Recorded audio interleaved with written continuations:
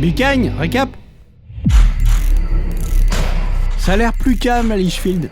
Ouais. Piper a fait arrêter Alex pour la protéger. En liberté, elle avait peur de se faire tuer par Cobra, son narco-patron. Mais elle ne se sent pas non plus en sécurité à Litchfield et elle déprime et elle devient carrément parano. Tu vivais dans le Queens ?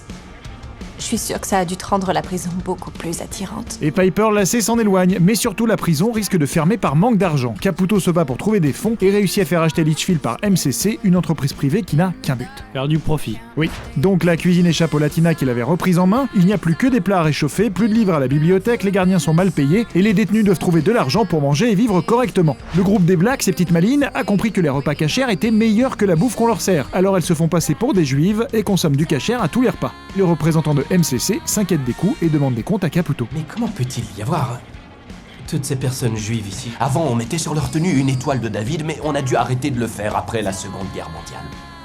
Je me souviens plus pourquoi. Ah, et comment MCC s'y prend pour réduire les coûts? Il monte un atelier de confection de sous-vêtements à l'intérieur de Litchfield et Piper a l'idée du siècle en faisant du trafic de petites culottes. Elle les fait porter par les détenus et les revend à l'extérieur grâce à l'aide de son frère. Mais qui achète ça? Il paraît qu'il y a des hommes dehors qui aiment bien renifler des culottes sales. On est peut-être incarcérés.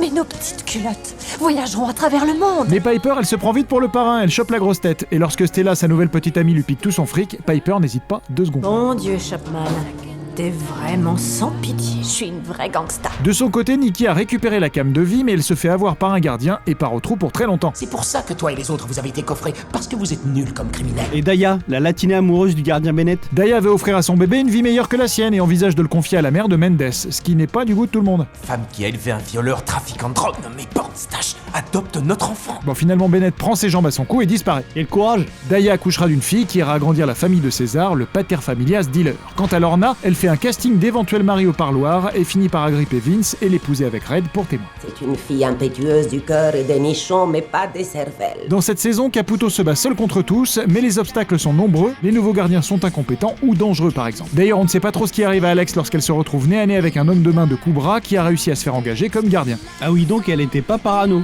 Et les autres détenus, pourquoi elles sont toutes à la plage? Ah, bah elle profite d'un trou dans le grillage pour s'offrir une baignade. C'est histoire d'être libre. Une seconde. Ce sera la dernière fois avant longtemps. À leur retour, la surprise risque d'être gigantesque quand elles s'apercevront que la population de Litchfield a doublé.